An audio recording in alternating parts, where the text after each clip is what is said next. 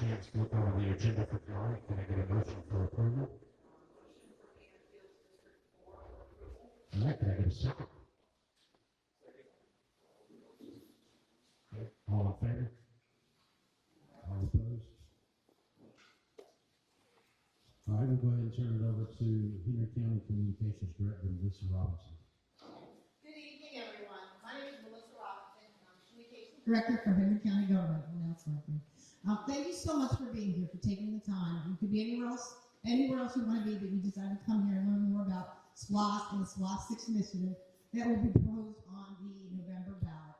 So I just want to tell you, this is your committee, and this committee are all volunteers in the community who are appointed by the chair of Henry County's commission, the district commissioners, and our county manager, Sherry Hobson-Matthews. And they are volunteers to answer questions, get questions answered for you, and you have a whole host of experts up here who can answer your questions about pretty much anything in Henry County. So I'm going to turn this over to our SPLOST director and director of public works, Rocky Romero. But thank you again for being here. Good evening, everybody, and thank you for coming to our meeting for SPLOST 6.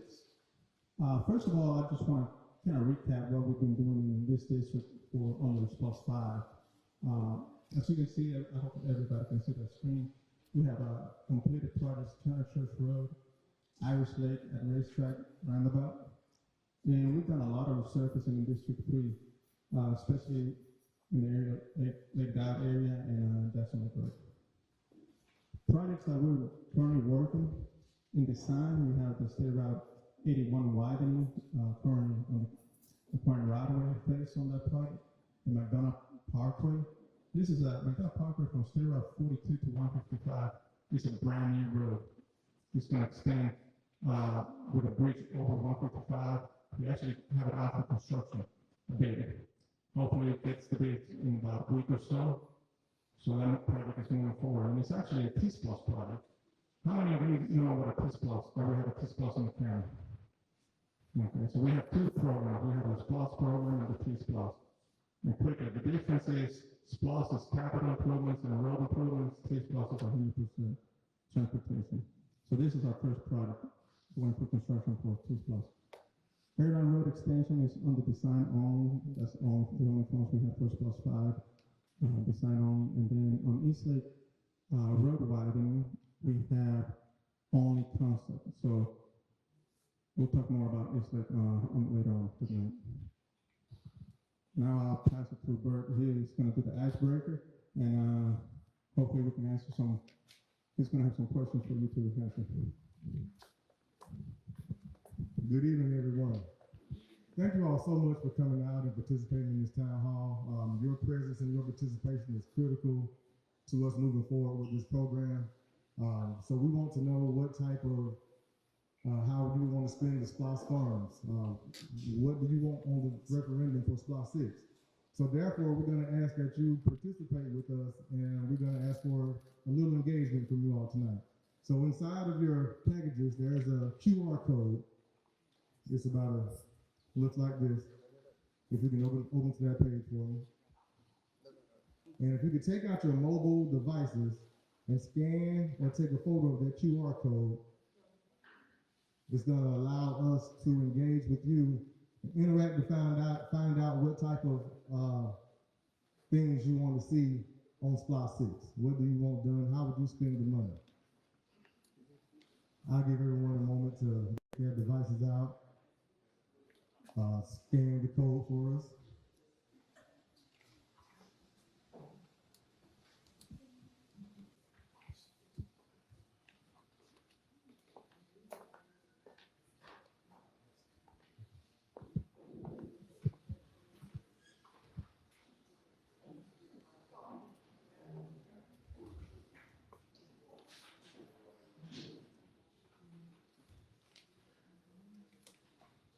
Everybody get in there? You should see, so it's going to bring you to a link. When you click on that link, it's going to pull up a survey. So this is going to be a poll, if you want to say, for us to know what you want as citizens on SPLOST 6. So you should have a link that you can click on, And that link should bring you to a page that looks like this.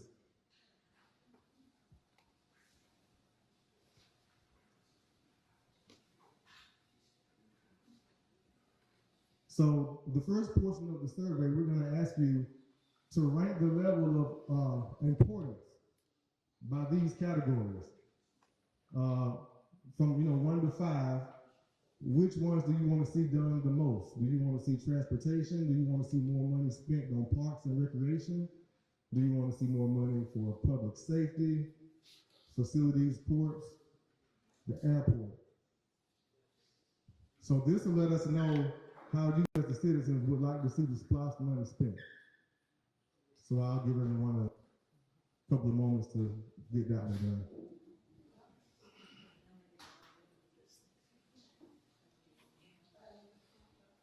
All right, the next one we have is, what would be your priority for transportation?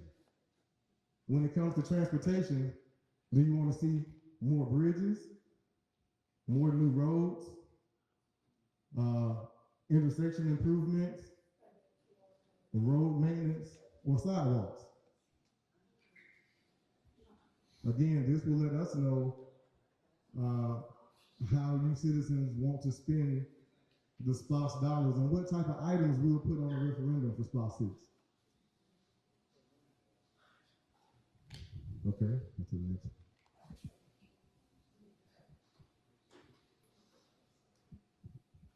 Okay, when it comes to park and recreation, what would be your priority?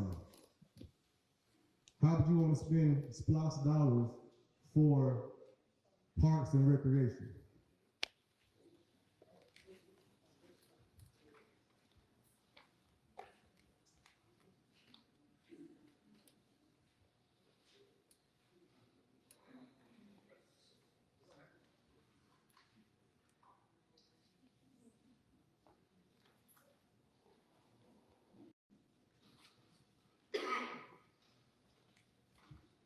Okay, next.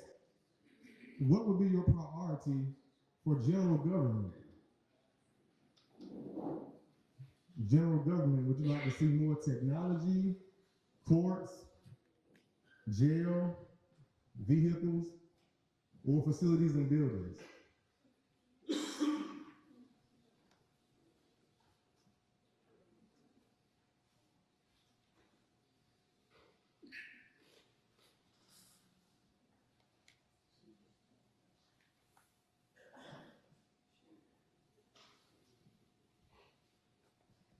Okay, so our projection, if we have with a 5-year SPLOST program, is approximately $380 million. That's just the projection that we have for a SPLOST 6 program.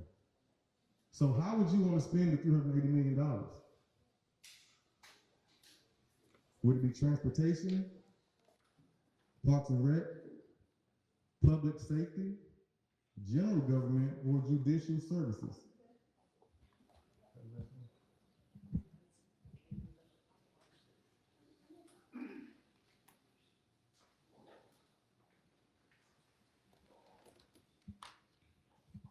And two other things I wanted to mention. One is that SPLOST 6 would not be an additional tax. We're currently in SPLOST 5, and SPLOST 6 would just be a continuation of what we're already doing. We made a lot of improvements with roads, bridges, and infrastructure, parks and rec, and SPLOST 6 would only be a continuation. It won't be a new tax. And also, the SPLOST program allows people that do not reside in the county to provide funding for our infrastructure, our roads. Like, for example, we just had the Atlanta, the race at the Speedway. A lot of people spent money on hotels, lodging, gas, just to pass through our county, and to, every dollar they spent, a percentage of that went toward our SPLOST program. So I just wanted to bring those two things up to let you know how important SPLOST is and how many things we can get done in the future. Thank you. Thank you, Bert. Before we continue, I want to introduce our District 3 Commissioner, the Agnew. Thought I got lucky and avoided this. First, I want to thank everybody for being here tonight. Your voice counts. It's the reason why we're having this meeting. Also want to make sure I thank staff. They're here after hours away from their family to listen to y'all so we know how to better guide the county as we move forward in District 3. Also, the committee, thank y'all for what y'all are doing and meeting with all these and volunteering your time. So thank you very much. I'll turn it back over. Folks have questions for me afterwards or staff, please know I'll be on here. Thank y'all. Thank you, Commissioner. Any other elected officials? Got two back there. Oh, man, I can see. If you can, we got Commissioner District 1, Johnny Wilson, and District 5, Kevin Lewis. Thank you for attending. Also, we have, want to introduce each of the SPLOST committee members can introduce themselves, starting with District 1. District 1. Rodney Lemons, District 2. I'm Travis Wines, I was appointed by Sheriff Rail. Ann Fields, District 4. Greg Burns, District 3, Deanna.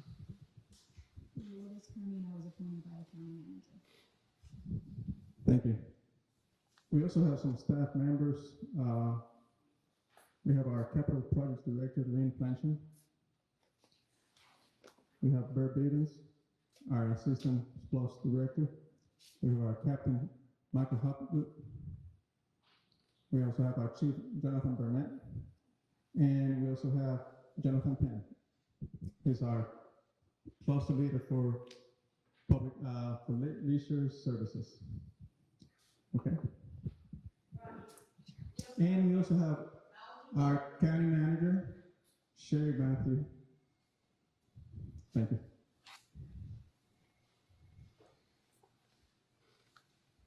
All right. So we want to do a quick recap of what we've been discussing in our previous meetings. We'll start first with District 1. We talked about major projects, transportation projects, State Route 81.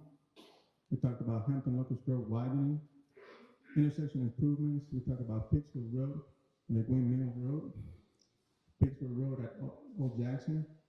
We have some dirt roads in District 1. Ellistown Road, Sandy Ridge Road, Happy Hollow Road. We also talked about bridge improvements.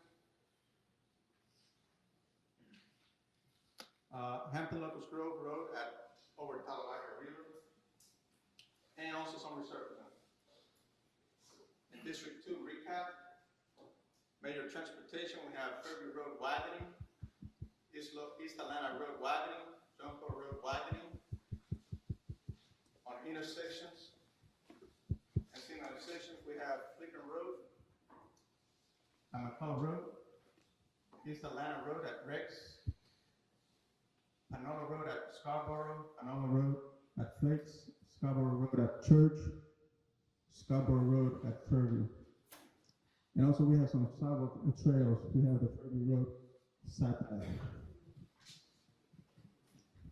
Okay, I'm going to pass now. I'm going to have Lynn Planchon to speak a little bit about our parking routes as well.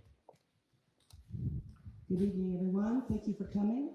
So we're going to recap some of the recent SPLOST projects that have been completed or in progress. So obviously, hopefully everybody's heard about the Aquatic Center. It's a pretty big deal. That is in progress right now. They're clearing. And North Mount Carmel Recreation Center is going very well. That's going to be a beautiful recreation center at North Mount Carmel Park. There's those are in progress. So in this district, I'm sure you've seen our beautiful fitness center addition here. That was completed here in this district. Up north, the Village United Park we completed. Mickey D. Cochran Park in Stockbridge is complete. Full renovation, just beautiful. If anybody has ever taken their kids to play ball there, you wouldn't recognize it today, so you should go by and see that. The disc golf course addition was completed at J.P. Mosley Park. We have a beautiful corporate wedding event pavilion at Nash Farm. Again, if you haven't been out to Nash Farm, I highly recommend you take a look at maybe someplace you'd like to have an event in the future. And also, we also added a new playground at Nash Farm. So we have a lot of park and capital projects that have been completed and in progress. That's just a few. Yes, ma'am. So the aquatic center is going to be located actually not that far from here. It's here in McDonough. If you know where Henry Parkway is, where the administration building is, there's Henry Parkway Connector where Mercer is, and the entrance will be right off of Henry Connector. Where you can't go right back there? Is that where it's going to be? Well, there's going to be a whole new entrance going into the aquatic center. So there'll be all new infrastructure, new roads that'll take you to the aquatic center. So, yeah, so on a lot of your handouts, you have some information where you can scan your QR code. There's also the website that you can go to the SPLOST website, and the projects that are in progress, you can see the concept pictures, you can see where they're located, you can see where we're at in the process. Yes, ma'am. The projects that are in process, are they fully funded? Yes, ma'am, they are. All right. JP, did you want to talk about your list here? So JP is over all of our parks and our senior centers. And so these are projects that he is looking at doing for this upcoming SPLOST. And so I'll give it over to you. Good evening, everyone. How y'all doing? Good. I got a good little response there. Y'all a little lively. All right. So they call me the fun guy because I'm part of leisure services. So Parks and Rec, Senior Services, UGA Extension Office, all that. We also have our wonderful Senior Services Director, Mr. Sean Norris, who's hosting us here tonight. So, but some of the projects that we have, or we're recommending for this upcoming SPLOST, new restroom concession facilities at our parks. One thing we're doing right now is we're doing a comprehensive parks master plan, which is going to give us a plan for the next 10 years and map out how we move forward and what we need to fund over the next 10 years. We've done multiple community meetings just like this to gain input. We've done a statistically valid survey that was mailed out to random residents, and we got responses. We also have done an online survey where anyone could go on and provide their input. And so we're gathering all of that information so that we can understand what the needs are for the community and what the wants are for the residents. And some of that so far and some of our preliminary findings is they want upgraded facilities at our current parks. So restrooms, concessions, things like that. Athletic field improvements.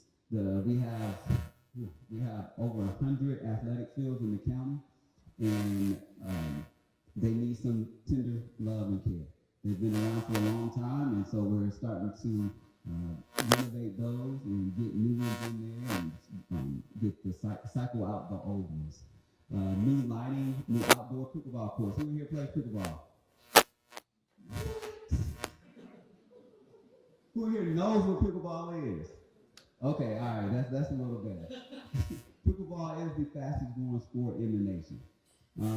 And we get a lot of requests about pickleball courts, indoor, outdoor. When are we going to get them? How many are we going to have? Why can't we host tournaments? So we're on the bandwagon, and we are going to be installing new pickleball courts for everyone to use. New playgrounds. A lot of our playgrounds are getting to the end of their life cycle, so we'll start cycling in new playgrounds. We just did the one over in Nash that Lynn mentioned. It's a beautiful playground. If you have a chance to go out there and see that playground. Here in District 3, some of the things that we've talked about in the McDonough-Olek area is a recreation facility. There isn't one in this area. So that's one of the things that we're talking about to recommend in this area is a recreation facility, multi-generational recreation facility. And also there's been asked from the community for multi-purpose athletic fields in this area. We have baseball fields, but we don't have any multi-purpose fields in this area as well. So that's been another ask. And indoor pickleball facility. Like I said, pickleball is one of the fastest growing sports in the nation. Senior services. So our idea is right now we have here Heritage, we have Locust Grove, we have Hidden Valley, and we have Bear Creek. Those are our 4 senior centers here in the county. Our idea is to build a senior megaplex here in Henry County, something that all seniors can be proud of, can go to, and it's a plethora of activities for you to do for active seniors, seniors that are not as active. We're talking about a theater, bowling, a spa. It's a one-stop shop for our seniors in Henry County. It will be the state of the art. That's something that we're proposing. It will be the start. So we will do the like land acquisition in this SPLOST, and then in the next SPLOST, start looking to build that facility. In the meantime, we're looking to we did this addition here that Lynn talked about, which is a great fitness addition to this facility, and then also doing another facility in the Hidden Valley, Fat Valley area, replacing that one, so we can have something new and updated as well. We are looking to locate this megaplex centrally located within the county, so that way everyone from all areas of the county can come and enjoy this megaplex. Sean, did you want to say anything about your baby? I think you did a good job. One thing I do want to add is that we want our seniors to continue to be anchored in places where the focus on health and wellness. So, as JP said, one of the big focuses we're looking to do is to improve our health and wellness program by adding a small aquatic sport area and energy center as well, along with a demo kitchen, bowling alley, like you said. Just everything you guys can imagine, we want to put in one group because we have significantly outgrown all of our other centers. We want to make sure we continue to keep improving and make sure that seniors have all the amenities that they require. So they don't have to keep going over Clayton County.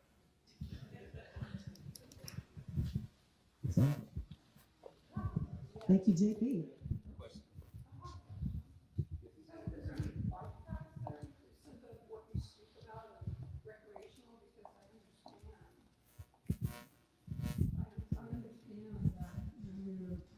Talking about senior centers, but what about the recreational, what about the skateboard or whatever it is that you want to do? So we do have a BMX park at Sandy Ridge Park, not too far from here.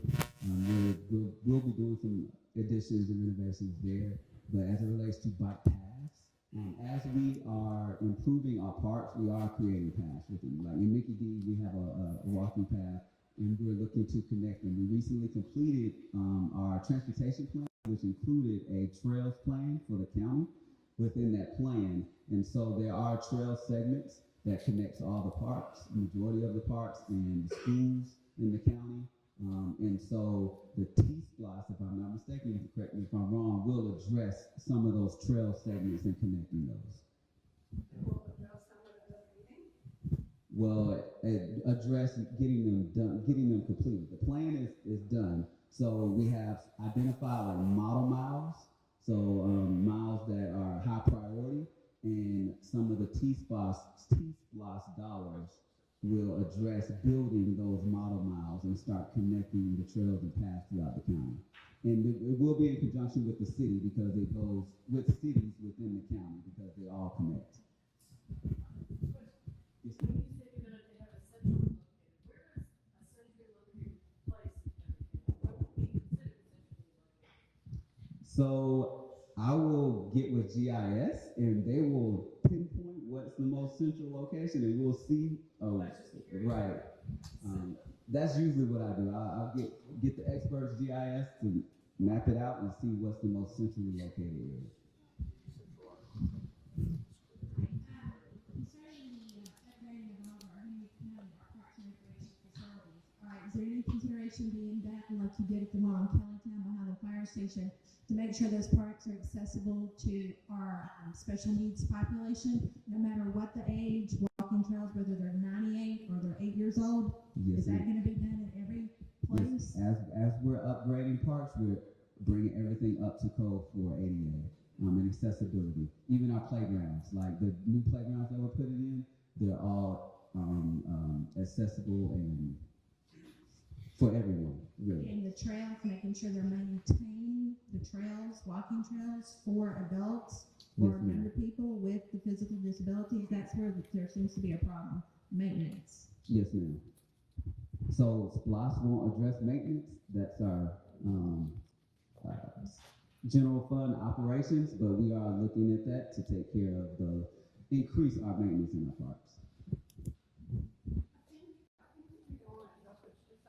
I think she's asking if they paved opposed to what I was asking about, the mountain bike, that doesn't matter to us, but paved until wheelchairs. Some will be paved and some will not be paved. Right. But even the ones that are not paved, there are surfaces that you can put down. Right, exactly. Or natural surfaces that you can put down as well.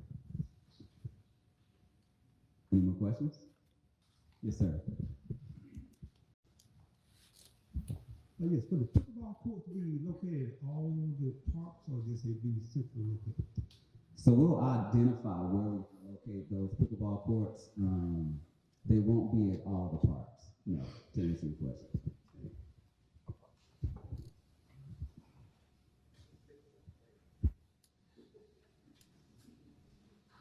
Any other questions?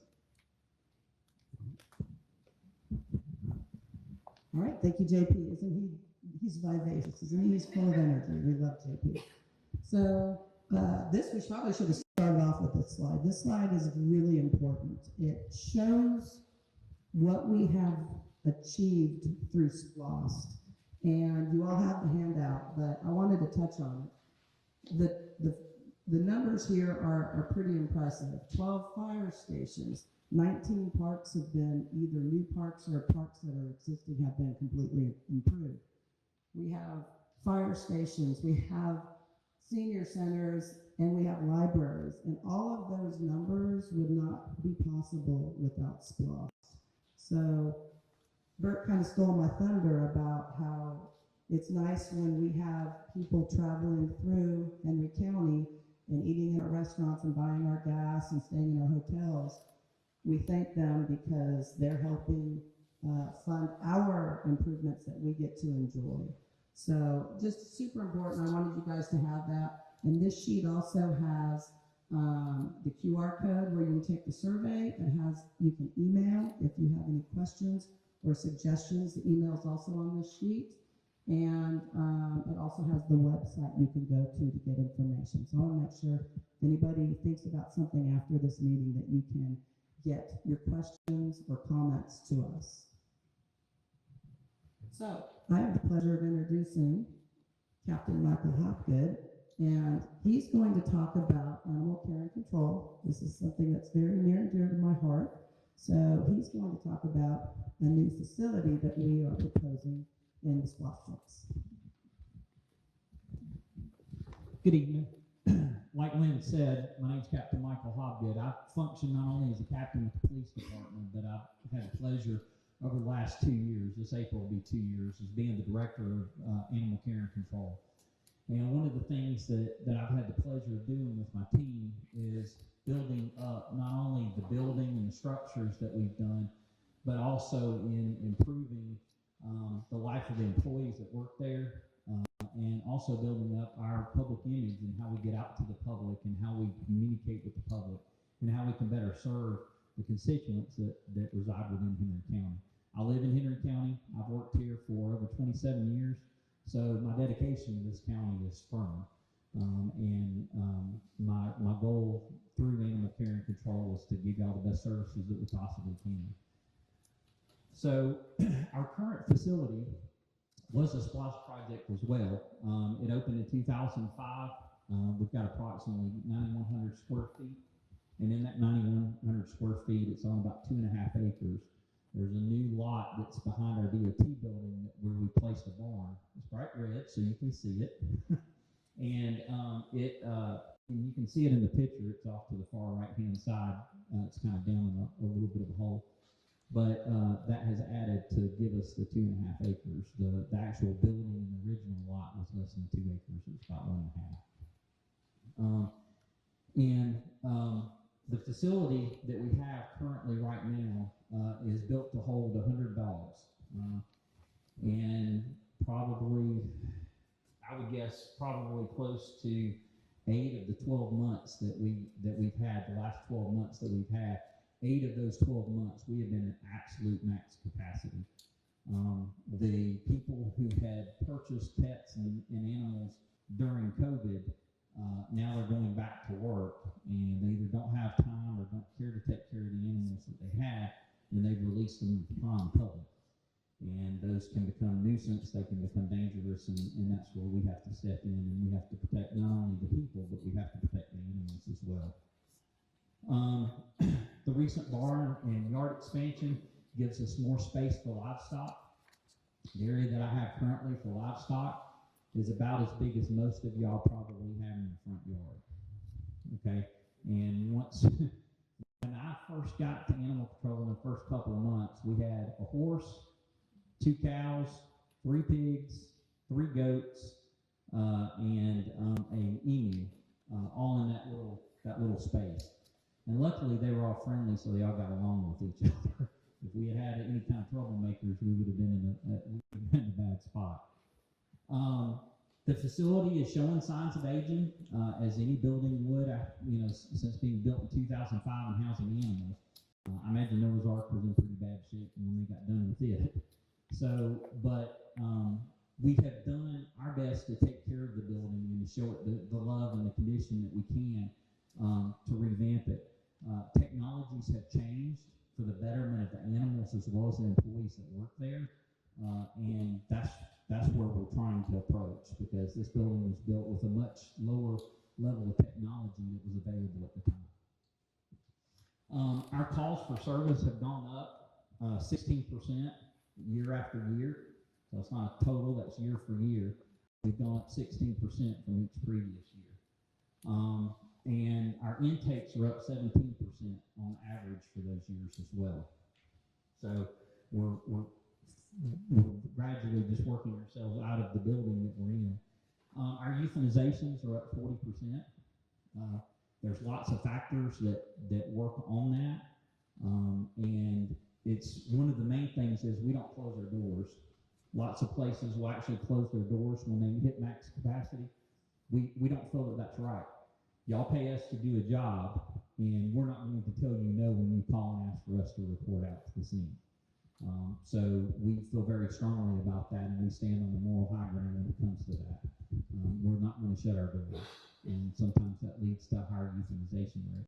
But we're running out of space, and we have a finite number of kennels, but we have an infinite number of animals that keep coming in. When I came over animal care and control, one of the things that I was told is to start making some plans and having some ideas about some places where we can expand and building a new animal control shelter at some point. So the first thing I did was I took the 2 supervisors that I have that work up under me, and we started going around and visiting several different sites. We've visited Rockdale County Shelter. Clayton has 2 shelters. We visited both of the Clayton County shelters. I've been in contact with directors everywhere from Detroit to San Francisco to get ideas. Most recently, we went to Atlanta Humane Society. They have a brand new structure that was built. Back up one slide. The Atlanta Humane Society built their facility, and it was actually opened in October of 2022. And they have 40,000 square feet. I think it's 39 and some change, but I rounded up to 40. And they're on 5 acres, but they have room to grow. They have about 3 or 4 acres that are unused right now that can be easily developed for expansion. They hold at max 80 dogs. So I currently right now am over their max capacity. And it was $17 million for theirs. The difference I want you to see between Atlanta Humane and Fulton, Atlanta Humane is a nonprofit agency, so they have a lot of exterior funding that comes to them. And if you'll see the name on the front of that building is Arthur Blank. And for those of you that don't know who Arthur Blank is, Arthur Blank started Home Depot and also owns the Atlanta Falcons, and I believe he still owns the Hawks. most of our Atlanta teams fall up under Arthur. And his name is all over their building, and he's one of their main sponsors. But Fulton County Animal Services, we haven't had the opportunity to meet with them yet, but in talking to some of their director and some of their other employees, they entered their facility in November of 2023. They've got 50,000 square feet. They're on a 44-acre site. When they moved in with 297 dogs. But the building is built for 367 dogs, 18 chickens, 12 small animals, and 6 livestock at full capacity at a cost of $40 million. And they were much needed as well because they had definitely outgrown their downtown facility. So this is a much needed improvement for them as well. Our county manager, Sherry Matthews, had visited Columbia County's animal shelter not too awful long ago, and when she told me about it, I took my crew and we drove out there. It's a good little drive. It's out near Augusta, so we drove out there because I don't know where Grovetown, Georgia is. So, but I knew where Augusta was, and I was like, all right, I can get there. But they began services on July 19th of 2011, so it's been a little while since they moved into their building. But they have a 14,000 square foot facility on 5 acres. They have a total capacity of 285 animals. They have a barn with pasture land. They have a chicken coop with up to 20 birds. The thing that impressed me, and I think the county manager will probably say that was part of what impressed her too, is not only the smell that is contained within the building, but also that is contributed to their low illness count. Their animals they have almost a 0 infection rate. And the way that they accomplish this is through an HVAC system. So the animals are kenneled in separate pods, and each pod has its own HVAC unit with its own filtration system. So it filters out all the disease and all the other stuff that's there, as well as the smell. It filters all that out, so it keeps a much cleaner kennel.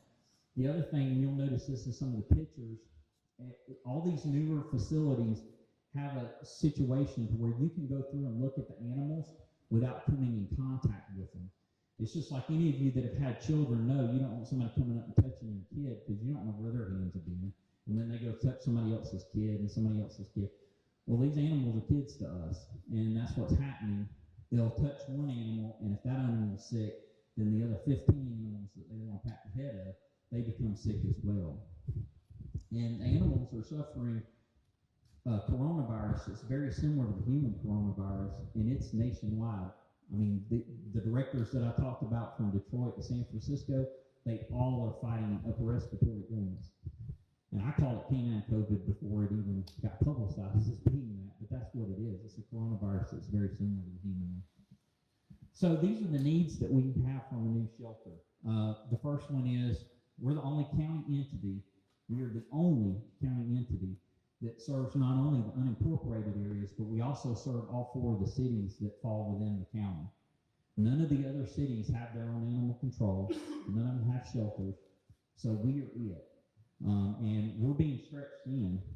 As this county grows, we're being stretched in. You got to think, somebody from Rex calls, and we pick up a dog in Rex, and then we get a call from somebody that's down the south side of Hampton. That's an hour trip easily without any kind of crazy heavy traffic or train problem or anything like that. So we're stretched. So the first thing is location, location, location, right? We've all heard that before, and that's what we need. We need something that's centrally located. If we end up in one corner of the county or the other, our response times are going to be huge, and that can create all kinds of problems when you're dealing with live animals. More capacity and room to grow. We can't go into a facility at max capacity. It's like the schools, a lot of times they go in and they're max capacity, and within 2 years, they're putting trailers on the line. We can't do that. We've got to have a building that we can put down, and we've got plenty of room to grow, and we can expand as the population grows, because our population is not going to get any smaller. We're not in refraction. The pasture for livestock housing, we can actually, the barn that we have, we can actually move that barn to the new location. kennels that are isolated into group pods with the separate air systems, outdoor areas that are sheltered and constructed with solid surfaces so that the disease doesn't stay on the top. We can clean it off. It stays on the top so we can clean it off. And then a full-service veterinary clinic. And one of the things that we've been approved in is for a brand new veterinarian to be in-house. We've advertised that. We're waiting on applications to come in. So we're going to have a clinic put in the building that we have now with some renovations. And then hopefully we'll be able to move into a new shelter that'll have a new clinic in it. And lots of the things that we're going to put in the clinic that we currently have in the building that we're in now will be able to be moved into the new building. And these are some of the pictures that we pulled. Most of those pictures come from Atlantic Humane. You can see in the bottom right-hand corner their surgery rooms. The cat, they call them cat condos. So they're set up for the cats. And then you'll see the clear doors on the dog kennel on the far upper left. Those are the kind of kennels that we need so that the public isn't touching all the animals and helping spread the disease. And then some of the outdoor areas that are very nice, that are easy to keep clean and help the people. So that's all I have. Does anybody have any questions? Yes, ma'am. Stand by you 150%. Thank you, Shane. And that's personal. I'm not speaking for District 4, but personally I stand by you. That's a need that the county has had. And perhaps, Dean, you could answer this, or some of the commissioners. Where is our licensing program? Where is our chipping program? If we're investing our SPLOST tax dollars into new facilities, the dog lovers in Henry County, especially those of us that run around and put stray dogs in our car and try to find owners and all those things, we would like to see that.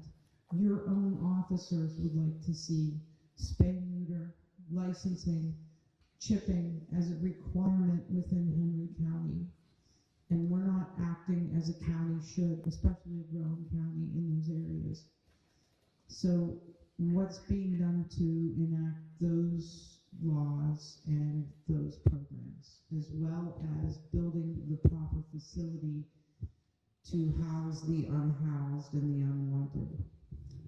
The licensing I can't speak to because that's not something that was in process when I got there.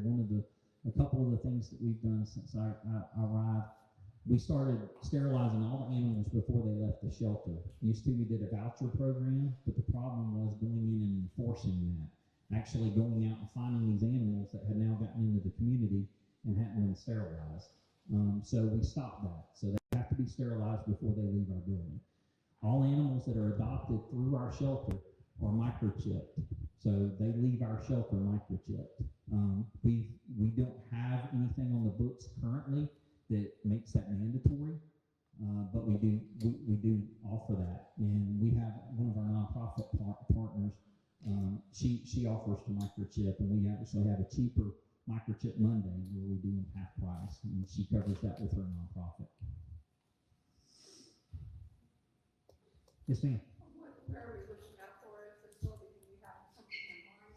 The acreage that you spoke about, 5 and 10 acres, somewhere that we're looking at placing what you're proposing to do?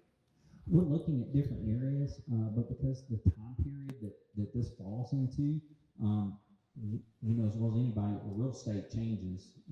So in the next year and a half, once that money's become available, and we can actually purchase property, those can change in the near future. So, but we definitely want something that's centrally located. Anybody else? I want to appreciate y'all for taking the time to listen to me. Thank you so much. Thank you, Captain Hobgood. Next, we have our Chief, Jonathan Burnett of Fire Rescue, and he's going to go over their needs for the next SPLOST. Thank you, Lynn. My name is Jonathan Burnett. I currently have the honor and privilege to serve as the fire chief, fire EMS chief for Henry County. I also would like to thank you for being here tonight. As Captain Hobgood, I've also served this community for over 25 years. So my commitment and dedication to this county, just like Captain's, was sincere and deep. The fire facilities that we're looking for in this SPLOST project coming up, as Lynn mentioned, over the past 20 years, the last few SPLOSTs we've had, that's what's allowed the fire service to grow And for many of you that have been in this county for any extended period of time, you've known that we have grown tremendously. Okay? However, the fire and EMS services has not been able to keep up with that growth, and without the SPLOST projects over the past 20 years, we would be even further behind than we are now. Some of the things that we're looking for in fire facilities as we continue to move forward over the next 5 to 6 years could include things such as a training center for us, a new headquarters building, additional fire stations located throughout the communities, warehouse expansions to keep up with the ever-growing logistics supplies that we need to keep up with all the other fire stations. The other thing is the fire apparatus. So each station that gets built obviously has to have a fire truck in it, a ladder truck maybe, an ambulance maybe. So examples of those equipment would be fire engines, ladder trucks, squads, tanker trucks, and then of course some of the smaller staff style vehicles that you see out there, the SUVs and pickup trucks running around. So that's kind of what we were throwing out there for examples that the fire service and the fire and EMS services need as we continue to move forward in this SPLOST project. So, any questions? Do you have an immediate need in the next 2 years? Have you targeted an immediate need? The training facility is our most immediate need that we have. Absolutely. Yes, sir.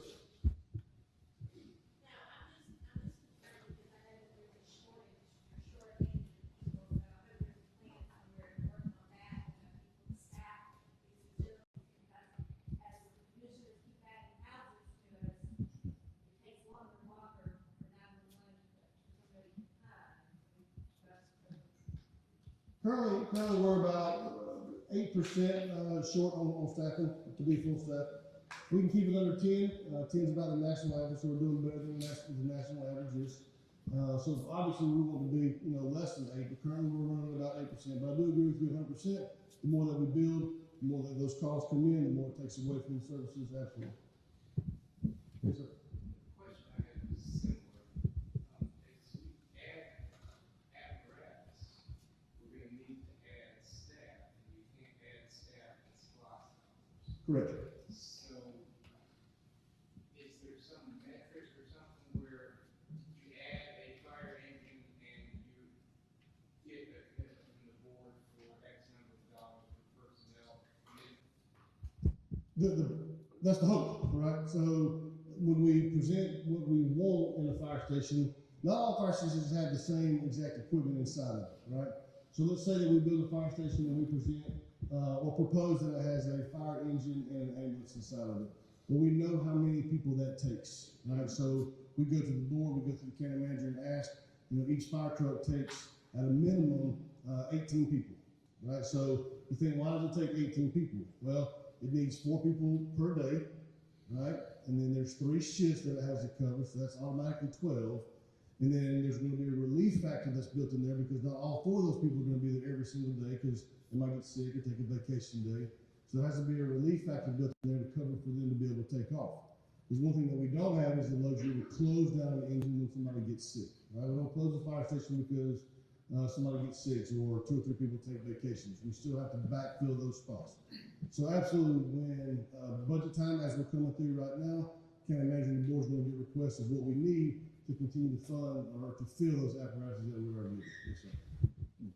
Hey, Chief, can you do us a favor and just kind of talk about how much it costs to replace a ladder truck and also the timetable that it takes to replace the ladder trucks? Just kind of give us a broad overview of the costs associated with the fire station and just what it takes to run it.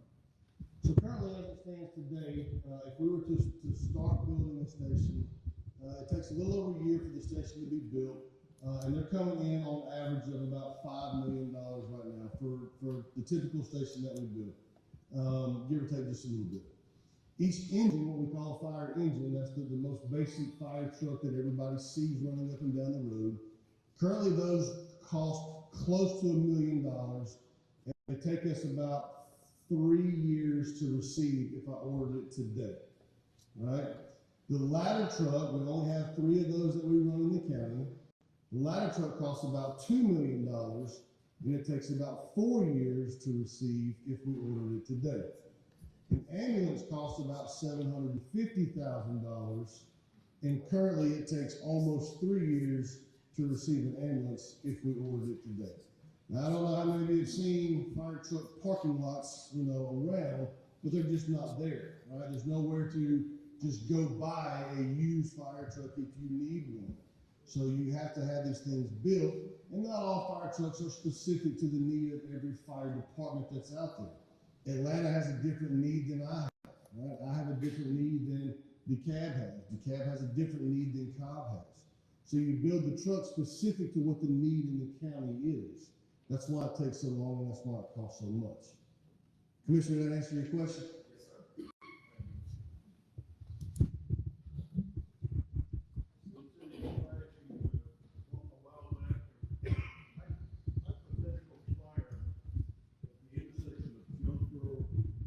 Road and 75, that those apartments went into flame. Right after they had the fire up at La Vista facility, which lost the whole building and everything. How many aerial ladders are in the vicinity that could react to something like that? I mean, these things are nothing more than the killing darts. They're 2x4s, there's no metal in them, there's fire suppression between the walls is terrible. The building construction is defeating your purpose to be a fire. I mean, you're just looking for danger. And I don't know how you can allow some of the building that's being built. I've never heard of, well, you shouldn't build this type, or you shouldn't build that type, or it shouldn't be here. Commissioners have allowed buildings that should never have been built or being built right now. They're endangering your force and everybody that may live there. I mean, just look at the fires that are created in the apartments. Every week there's a dozen apartments going up in flames. And we're gonna have the same thing with all the apartments we're getting created now. So, I mean, what additional, beyond the fact, just the basics that you're looking for, is going to take to control this over the next few years, not the next 10 or 20 years, because they're going to be ready and built and living within the next 2 to 3 years. So you've got some volume of people and traffic and everything else that you need to try and get control of. So currently, what you're speaking of, we have 3 ladder trucks that we're operating in the county. One serves the community that you were talking about the other day. And you're right, as more people come into the county, the higher number of call volumes that we have every single year. For instance, just in the past 10 days, we've had 7 working fires. This past weekend, we had what we call a 2-alarm fire up in Stockbridge. We had the same thing at the apartment complex up there. So for a residential house fire, just for some perspective, a residential house fire, what most of you live in, right, takes 3 fire trucks, 3 of the engines, 1 of the ladder trucks, 1 of the ambulances, and 1 of the squads, and then 2 command officers. It takes a minimum of 17 to 18 people working on the scene of that one particular call.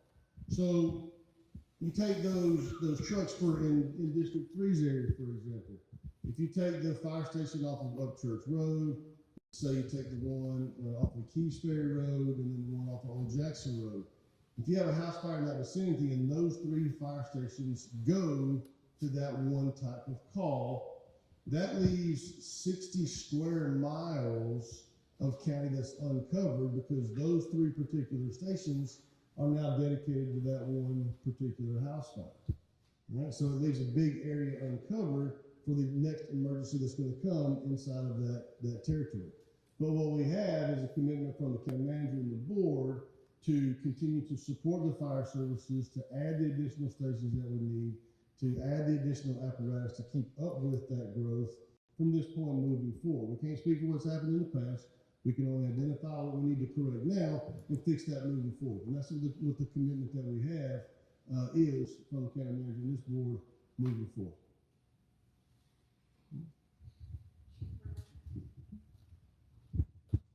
Go ahead, sir.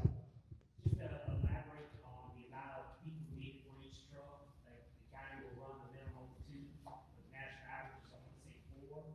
So the danger of 4 firemen and PD getting hurt just because of lack of personnel on those trucks. So we're talking about a lot of trucks. We're obviously a lot of buildings, and we're way behind the protection that we need to have, and it's not there. We need more people on the fire truck itself to help out with the people that live in the county and their own fire crews. They'll call another truck just because they don't have enough personnel. So I think we need to also work on staffing properly the amount of people that the county needs on each truck. I think it just makes it safer for everybody. You can maybe elaborate on some of those needs of the amount of people that we should run a minimum of 3, we run 2. Again, it's dangerous, both sides of it. And I think that the public safety is in great need of additional help. I know it's a lot of money, but everybody says appreciate what you do, but I know you guys get beaten and need help. So what I was referencing is, there's a company or an organization called NFPA, that's the National Fire Protection Agency or Association, and what they recommend is that each fire truck run 4 people on it, and that's what the national recommendation is. There's not a lot of people who are able to do that just simply because of what it costs to do that, and then the number of willing applicants to serve in this profession anymore. But ideally, absolutely, if we could run 4 every single day on a fire truck, we would. Optimum, we like to run 3 on a truck every single day. However, as I mentioned before, we're not going to shut down a fire truck if that 3rd person calls in sick on it. We still have to run that truck for that day. So we will run it with a minimum of 2 people. What that does is that increases the workload on the people that are responding to the calls that we were just previously talking about. So yes, if we had more people on there, it's a reduced workload, it's an increased safety. But I can tell you that we're going to get the number of people that we need on the scene to make sure that we do the job effectively and efficiently, no matter what it takes. So, yes, ma'am. Ms. Burnett, my first question is, what is the tallest building in Henry County right now? That's the racetrack. So it's how many stories? 11, I think, is the highest of it. And you have a ladder truck that accommodates that? No, ma'am, but that's not uncommon, right? So if you think of Atlanta, where there's 20 and 30 and 40 story buildings, there's not going to be a divide that reaches up that high. No, ma'am. Largest ladder that you have? 107 feet is what it's took out to. So is there any desire to acquire a taller ladder that'll reach to the heights of what's being built at, say, Bridges? No, man. Your average ladder height on most of your apparatus that are out there are about that 100 feet or so. That's about the typical height of your average ladder truck.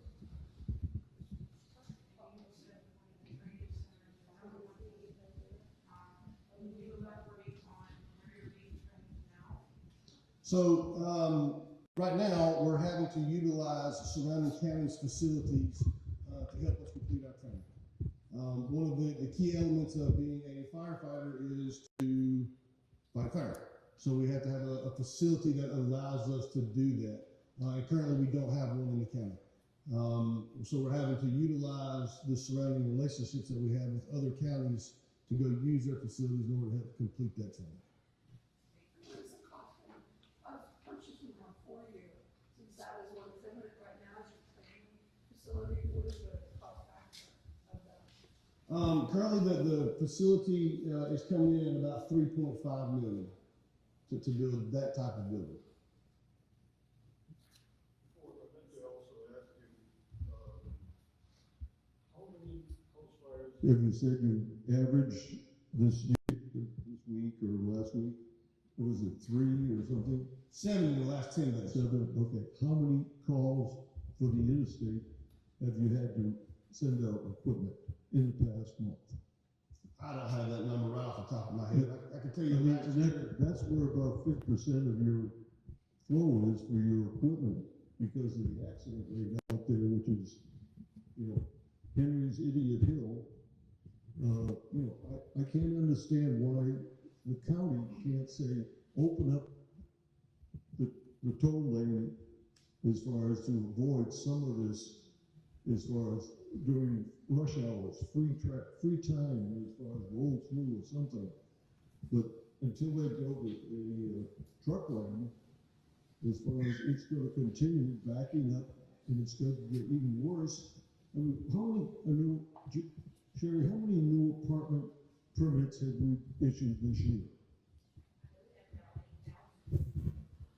About 8,000? Okay, so that's, figure 8,000 plus vehicles if there's only one person moving into these places. Coming into this town, and nothing has changed in the roadways. And the interstate and the traffic back and forth is going to be tremendous. I mentioned this years ago. I sat in on the Henry Academy, sat in the back, and I stood up with my hand up, and I said, I answered questions when they started building the warehouses. People ask, well, why are they building them? They're empty. They're not going to fill those. I said, in 5 years, you'll have even more, and it'll bring more. There's 1,500 to 2,000 trucks a day going to those buildings. An average warehouse, 1 million square feet, takes anywhere from 300 to 700 trucks a day to keep the volume moving inside that. I mean, just look at these warehouses that Home Depot's got down the street. I mean, it's just astronomical, and we haven't done anything to improve the roads. The CPLOT money, to me, it's a joke, because you're spreading it amongst 5 districts for small projects instead of the major ones, which is the roadways. If you get the roadways built, you can get control of what some of the growth is. But the CPLOT right now, to me, is an absolute joke. And then when you look at, and I check your, I don't want to cut you off, sir, but we'll keep the focus on just the fire and EMS service for just a second, and then we'll turn it back over until we focus on the roads. How you doing, Chief? Good, how are you? Good, good. I want to know in SPLOST 6 with the vast increase of warehouses, and we don't really know accurately what's being stored in those, and we can know that if something happened, there could be a serious hazmat incident. Are you asking for more hazardous response vehicles for the fire department in SPLOST 6, or have you considered that? Currently, our operational budget that we have now funds our hazardous materials response team and allows us to keep up with the equipment needed to continue that response. So that's already been taken care of currently in our operational funded budget. Yes, ma'am. What is the current response time for the fire trucks right now? It would depend on what type of call specifically that you're speaking of. Yeah. Right. So right now, on average, 8 minutes or less. Okay, and then we're adding 80,000 new people into the county, so that's gonna increase it. So if we don't really hit the head on our fire and our police and all this, we're not gonna get anywhere. It's gonna be people's lives, if we don't sit down and really focus on this. So to me, you have my support on this, I just want to remember. Thank you. I wanted to piggyback on concern about the racetrack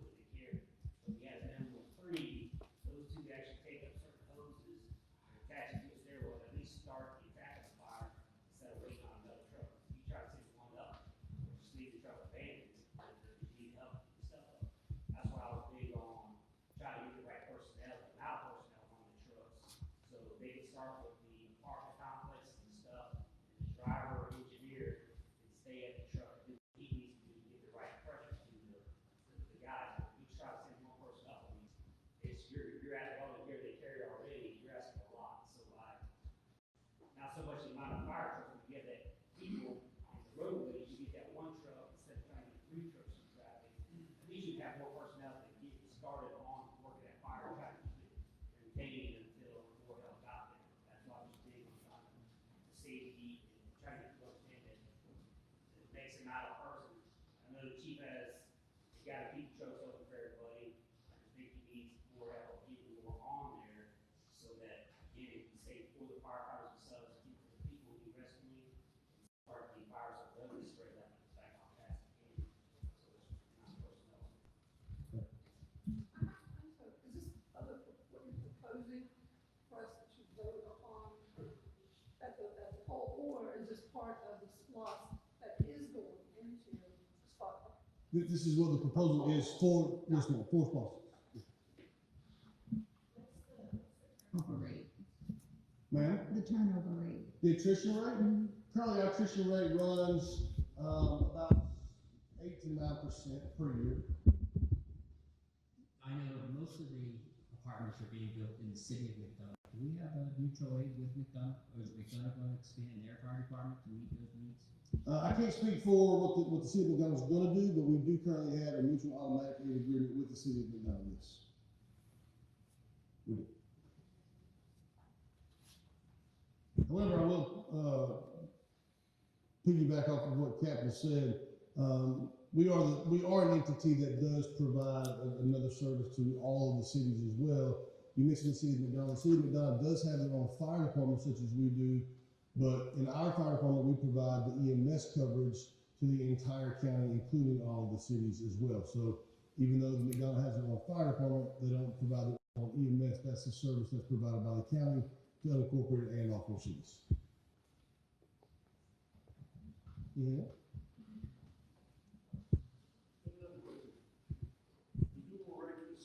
Down on 42, the building is about 70 feet tall. Yes, the new one, King Louis. That is, if I'm correct, is a nitrogen refrigeration unit It's a cold storage facility, yes, sir. Pardon? It's a cold storage facility, yes, sir. With nitrogen, correct? I'm not going to speak on what they have inside the facility, but it is a cold storage I facility. was told to use nitrogen to cool the whole building. Again, I'm not going to speak on what they have inside the facility. That might be proprietary to them. I just can tell you it is a cold storage facility, yes, sir. What equipment would you have to go and do a rescue inside the building? It depends on what kind of chemicals inside there. As Ms. Dyer mentioned, we do have a complete Type 2, FEMA Type 2 hazmat response team. We're one of the only few counties in the state that's able to provide that service. Matter of fact, we provide that service in several counties around us, so we're well prepared depending on what type of chemical that they have, which is why we do pre-claims with all of our commercial facilities. Depending on what type of chemical they have released inside there, we would know appropriately how to dress and go in there and take care of that situation. Have you approached that company that's building it and the people that are going to manage it as to what you Not need? yet. It's not time for us to do that just yet, but we will when the time is appropriate. Yes, sir. Yeah, but that's the wrong period. We can't get into that right now. You need to be aggressive. aggressive and go to them and say, okay, I what promise are you, you going to when the have? time is right, we will make contact. As we do with every other commercial facility in the county, we'll pre-plan it, as well as have a response plan in place for it as soon as it's built. When the time is appropriate, we absolutely will make contact with them. Rest assured.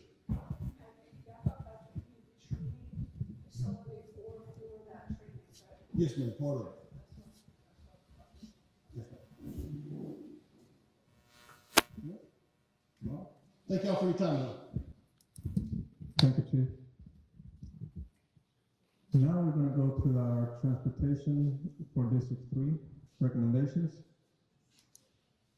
First project we have, the major transportation projects, we have the East Lake Road widening. The East Lake Road widening, right now we have in SPLOST 5 just the concept design, so that has been done. But now we got to move to the next phase, which is preliminary design and actual construction. So we're asking for preliminary design on the SPLOST 6, and it's going to go from Stereo 155 to Erline to go ahead and do the design. And then in our T-SPLOST 2, go to the construction. It's going to take about 2 years to 2.5 years to do the design. That's why we're only asking for design funds now and construction under T-SPLOST 2. The next one is Erline Road Extension. That project is currently in design now, pretty much completed. So all we're asking is for construction for phase 4 under SPLOST 6. The we have the State Road widening, 81 State Route Phase 2. That project currently is on our SPLOST 5 just for design. This is a project that we went for some ARC. ARC stands for the Atlanta Regional Commission. We received a grant from them to do the design. So we're asking now for right-of-way phase on the SPLOST 6, so we can keep that project moving. Intersection improvements, we have quite a few intersection improvements that we have to do through District 3. We have the North Roll at Snapping Shoals. That's a project that we have completed the design, so we're requesting construction funds. Same thing goes with Erlang and McGarry Road, intersection improvement. Also, racetrack at Travis Drive. That's actually a shared project with District 5. District 5 Commissioner was here a moment ago, but that's another project that we would like to do. And also, it's also 50-50 with the city of McDonough. It's a project, it's a shared project with the city as well. And if you've been on Travis Drive, there's a lot of, somebody mentioned apartments, there's a lot of apartments being built there by the city. Also, we have, still go back to the next one. Please, we have, oh, that's it. All right. So we do have a lot of projects that are also, we're in the city seat, which is the city of McDonough. We have a lot of projects that are in the city that are also from other districts, commission. So I want to just touch that real quickly. We have the McDonough Parkway, widening, which is from the storage units to Jonesboro Road. That's a project. It's not in District 3, but it's very close to it. It's also in the city. That project will give us a connectivity from Jonesboro Road as a 4-lane all the way to 155. Intersection improvements. Also, another major transportation will be Industrial Boulevard. If anybody's gone to Industrial Boulevard, that's a 2-lane road that is parallel to I-75. So that would be a great project to be widened from 155 to State Route 20. Then we have intersection with Center Station. We have Racetrack Road at Travis, as I mentioned. McDonough Parkway at Bridges Road. That's a very needed project as well. And then we also have industrial at Henry Parkway and Henry Parkway at Henry Parkway Connector. Those two, Industrial Boulevard at Henry Parkway and Henry Parkway at Henry Parkway Connector, those are actually, if you know where the administration building is, those are the intersections on both ends. And then those are the ones that we're currently proposing. I think Lynn had mentioned, touch base on this, for any updates, go to our website. We do maintain all our current projects updated on the status where we are. So that's a great place to go to. We also have a SPLOST 6 website where the same questions, if you have friends and relatives, if you want to go through the same questions that we have here, so they can provide their input. And also, you can email us. You can email us with you if you think about a project later on, and I would like to see this project or this capital or this park location. Send us an email, and we'll be receiving that as well and provide that information to the community. Our next meeting is going to be in District 4, and it's going to be March 12th, and it's going to be at the JP Mosley Rec Center at 6:30. Now I'll pass it to the chair. All right, we'll now take public comments. I believe we have some signed up for public comments on the paper.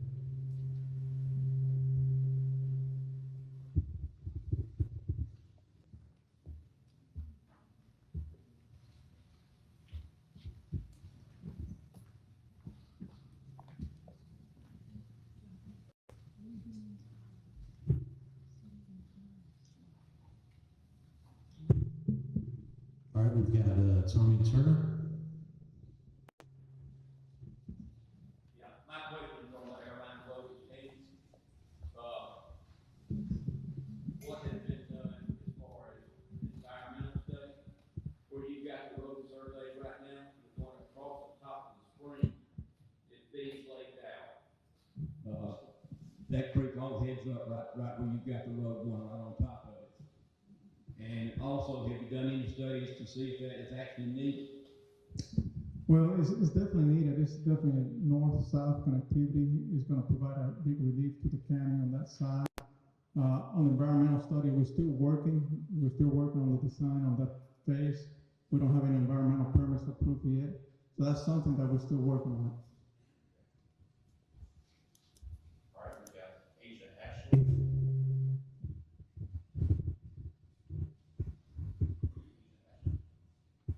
Hi. I have a question pertaining to Highway 81 widening project. I think you answered it, but I just want more clarification. I moved to a home on Highway 81 a little over a year ago, and it wasn't until I think the summer when stakes started going into the yard that I became aware of the project.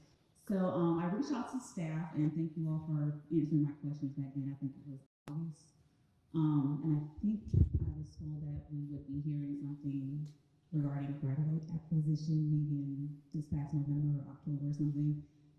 And I guess according to your presentation, is it contingent on SPLOST 6 being approved or what? No, ma'am. So we have two projects on State Road 81. We have our phase 1, which is from Postmaster all the way to Bethany Road, where the church is. And the next phase is from Bethany all the way to Case Ferry Road. So that's phase 2. So we're currently working on our phase 1, and we're fully funded for construction through SPLOST 5, SPLOST, and also we're receiving federal funds as well. So we are in the right-of-way acquisition currently. There are about 119 parcels. We are going through the federal process, so we have to do a lot of appraisals, and those appraisals have to be approved by GDOT. And once GDOT, as they approve them, that's how we're contacting the property owners. I believe we have about 10 parcels acquired so far. So it's going to take about a year or so to complete everything. So we are going to, as soon as those appraisals are released to the county, we can contact the property owners.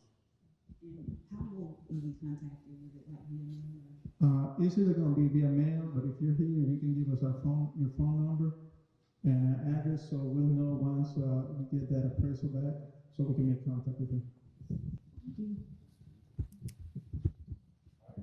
We'll go ahead and open up the floor to public comments and questions. Hi, I do need to state my name and my position for public disclosure. I'm Leslie Watman. I am a board trustee member for the Henry County Public Library System. I represent the Board of Education. And on this spot list, if there's anything that could be added, please consider adding a public library in the Ola area and or the Eagles Landing area. That area is growing faster than you can blink your eyes, so that would be greatly appreciated. And also, can SPLOT money be used to consider the infrastructure of our roadways, our water system, our pipes? If not, we're going to start having problems like the city of Atlanta, because if you've been here for a long time, you know, certain parts of the county have been here, quote, forever. And those infrastructures do need some help. So if that can be considered, that would be greatly appreciated. And also consideration for new public library buildings. Thank you. Eagles Landing area. Thank you.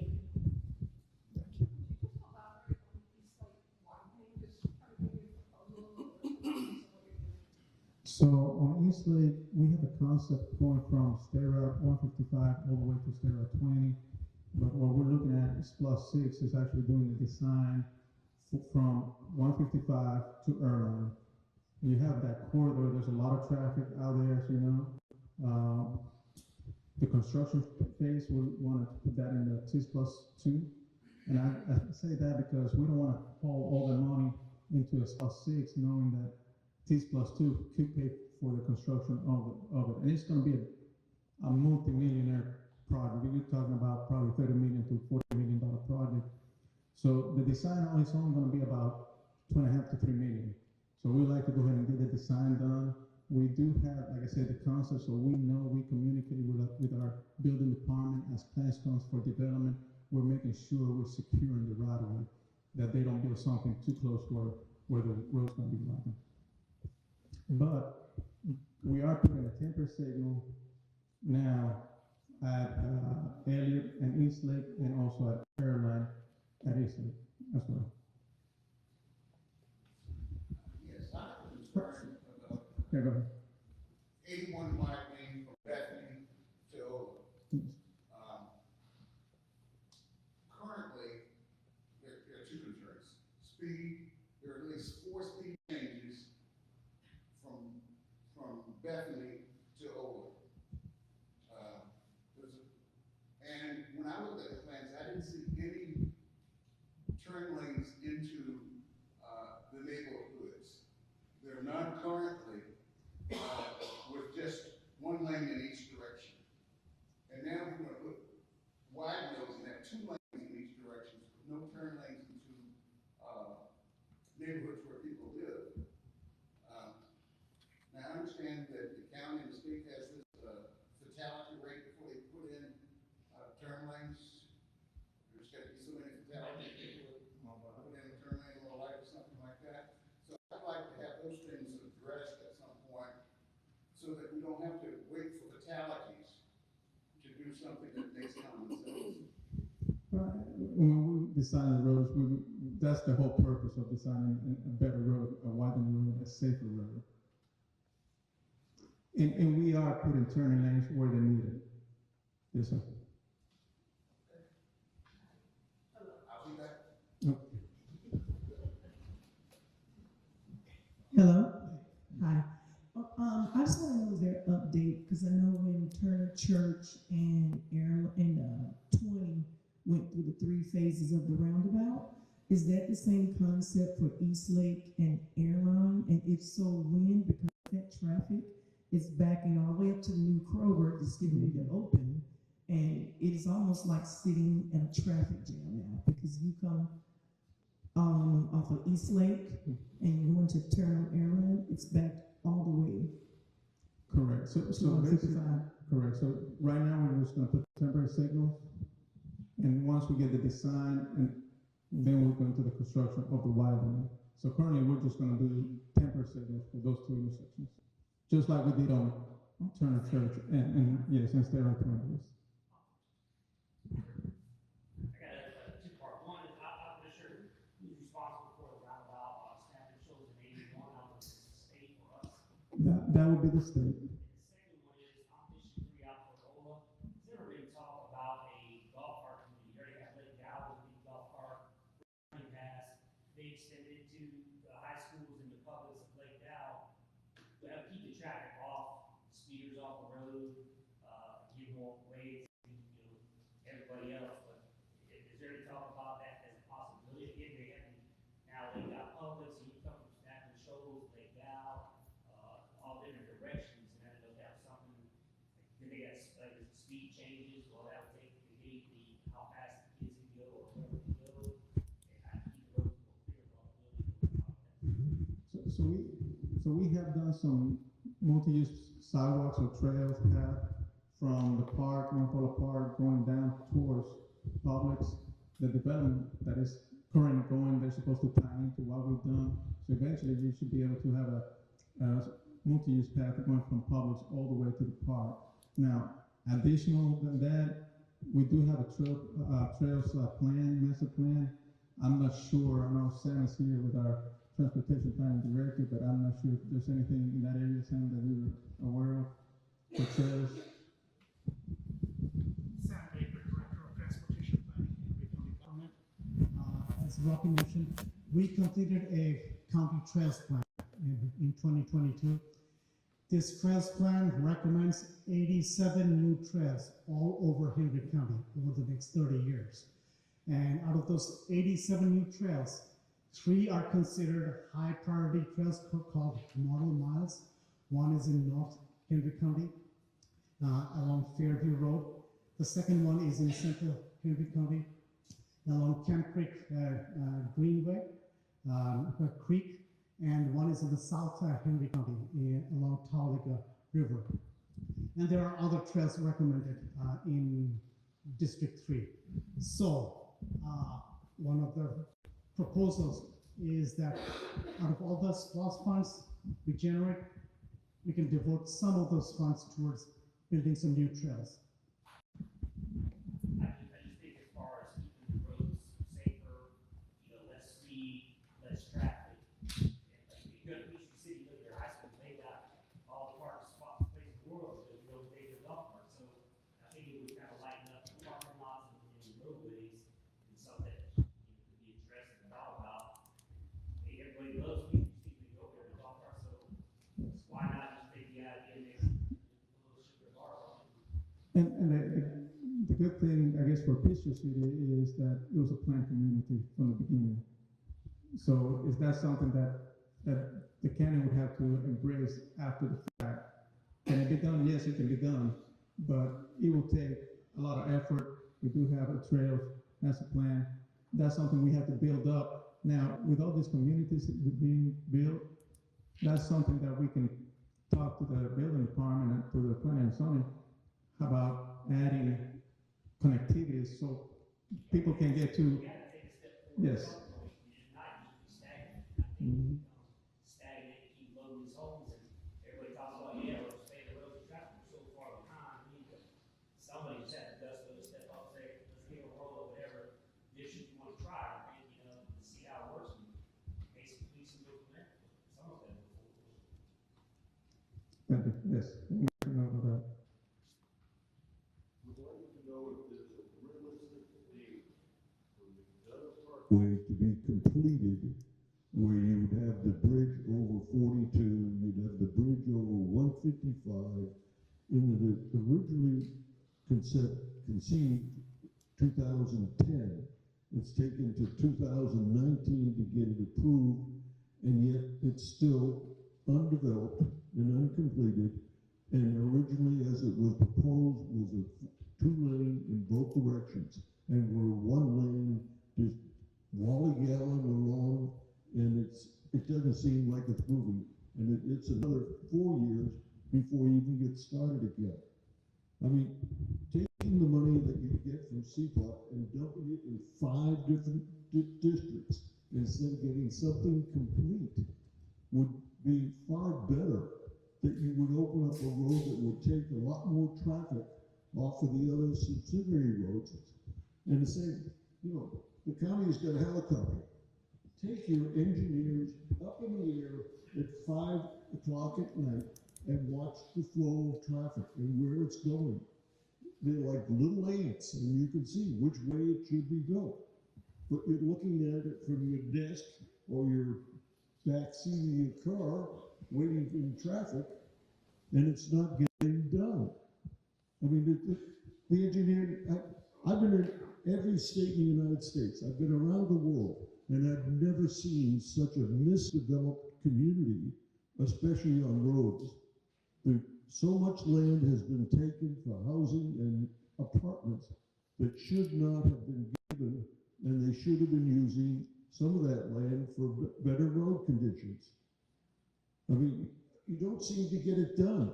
I don't know where your committee is from originally and what any of them have for a background, but to me, they lack the knowledge and the professionalism to actually dictate what needs to be done instead of just, we take it to committee. Committee gets nothing done. As you can see, 2010, it's 2024, and McDonough Parkway is disgusting, and then you've got, as originally planned, it's to be a truck route. A gross atrocity. A truck route.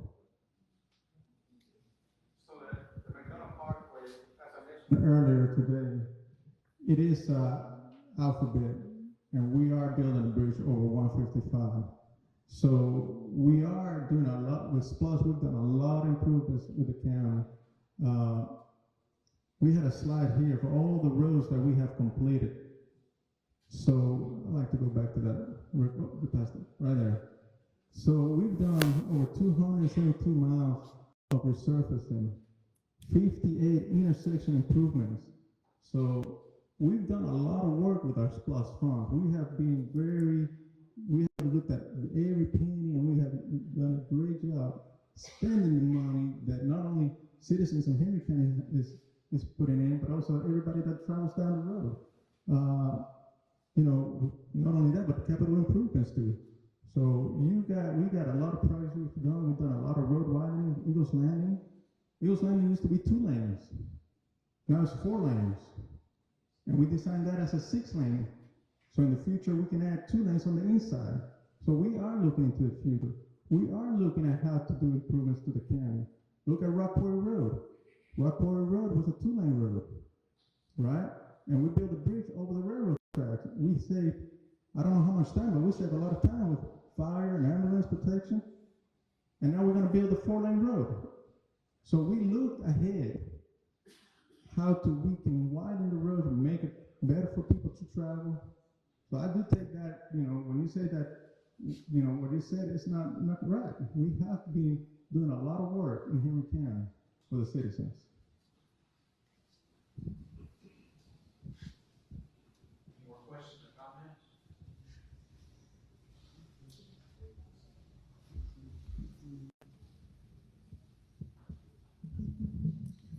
All right, if there's no more questions, we will do an approval of the minutes from the last meeting, February 13th.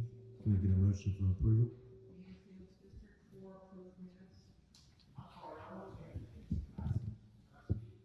Yeah, go ahead.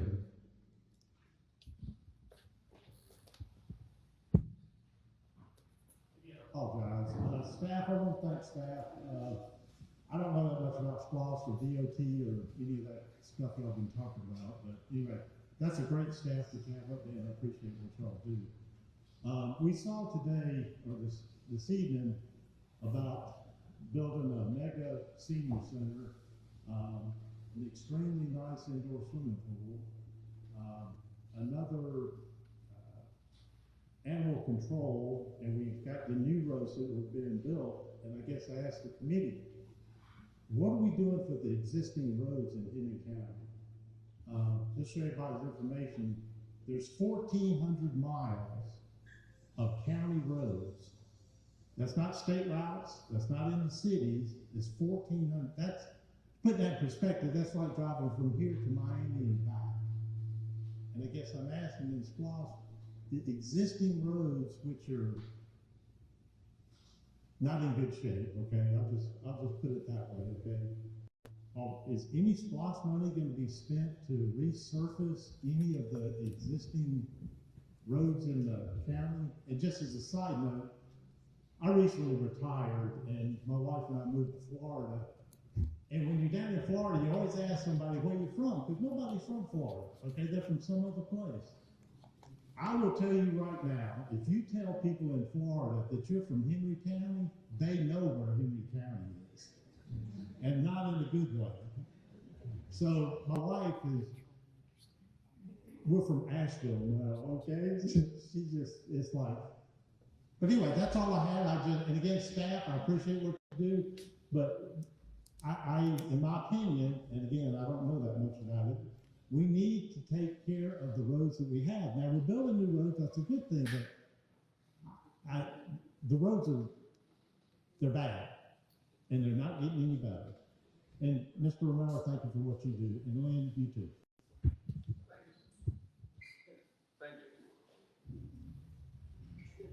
Okay, there we go. Thank you, sir. I think your name is Romberg Halter. Thank you, sir. So you mentioned about resurfacing. What can we do now? And I just want to mention, and I think the committee has heard this, but not everybody has heard this, but in the last 3 years, we have spent SPLOST and T-SPLOST money and LMIG money over $50 million worth of resurfacing.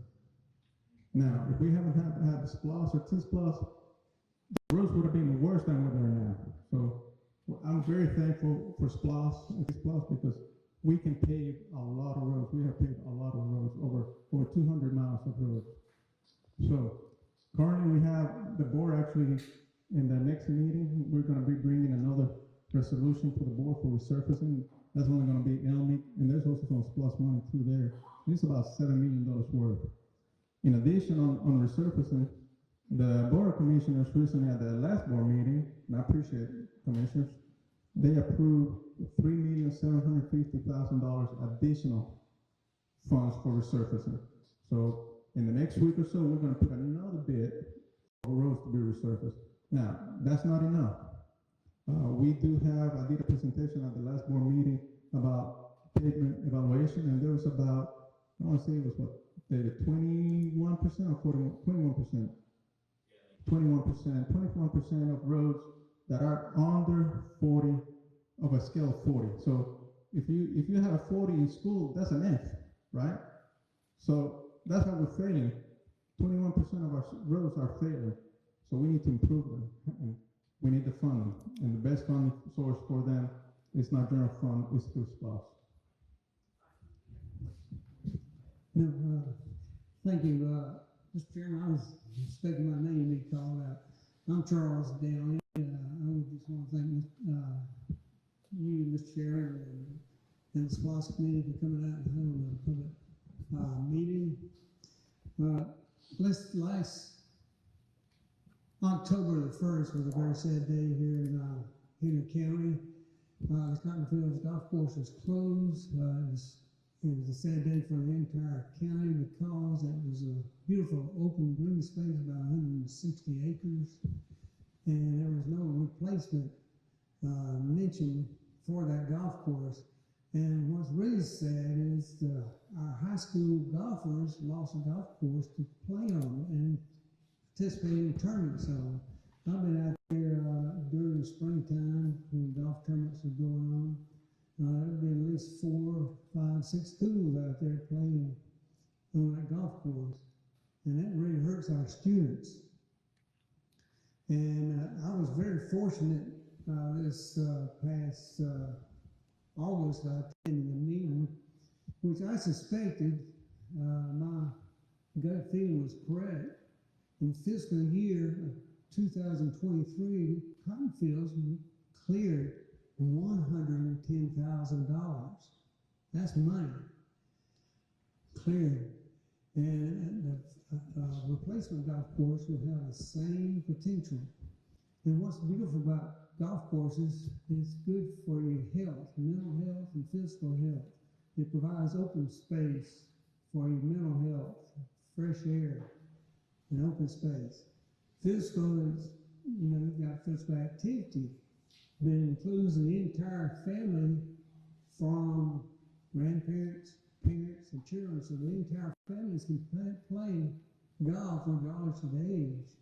So I urge the SPLOST committee to add a golf course or golf course facility to the SPLOST list. Thank you. Thank you.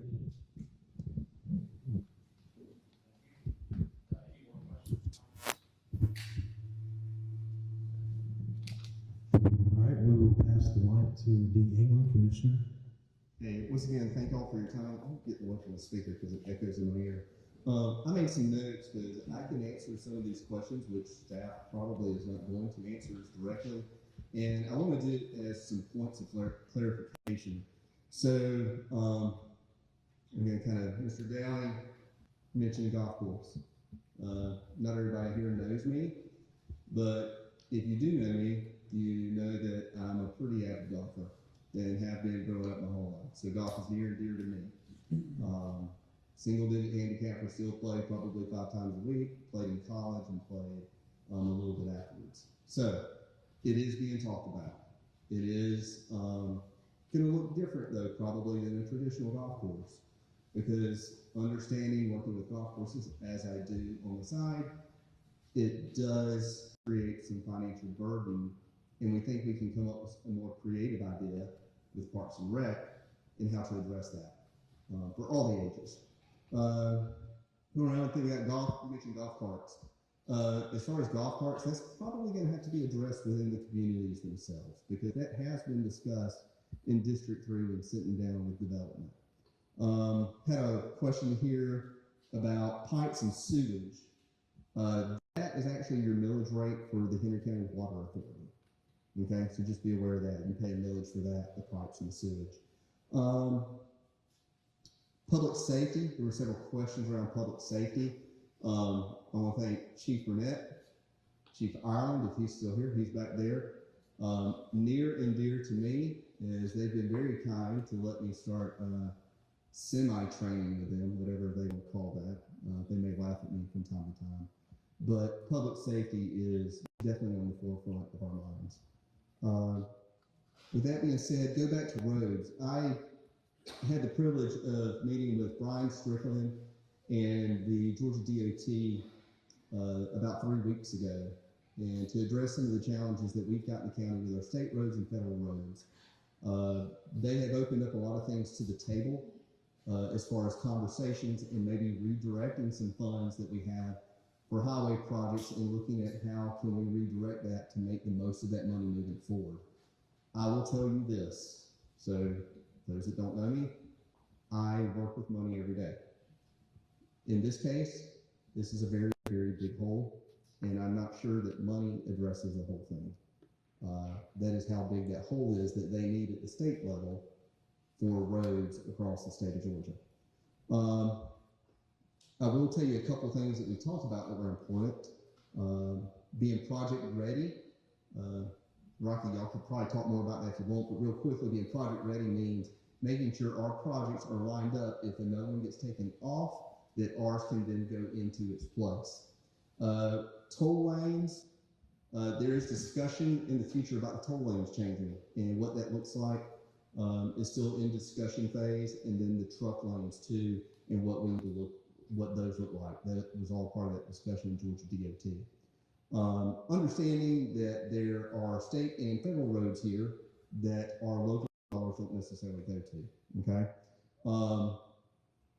Mr. Page asked something about apartments. Let me make sure I address this real fast. You're in District 3. There's one thing that I have not been approving. Apartments or multi-housing here in District 3. For a lot of reasons, fire safety being one of those, okay? Also to make sure our traffic is alleviated. So I wanted to address that. John, I understand your aggravations, okay? But please, it's not fair to point that at our staff. I just want to be very clear on that. We have an excellent staff that does an excellent job day in and day out for you.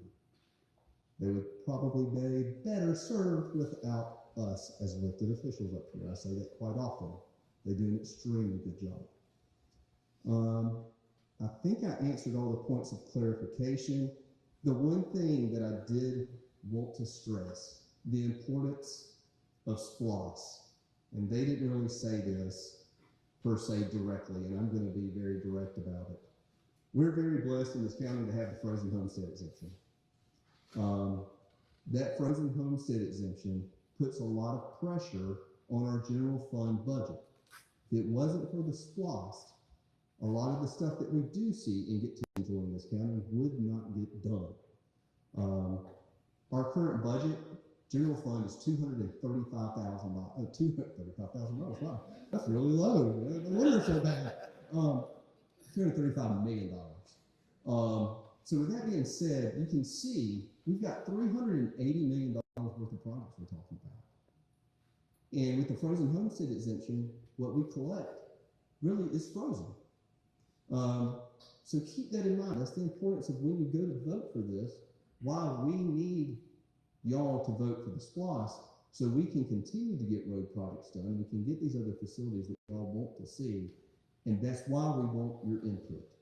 So thank you all for being here tonight, and thank you to staff once again for being here.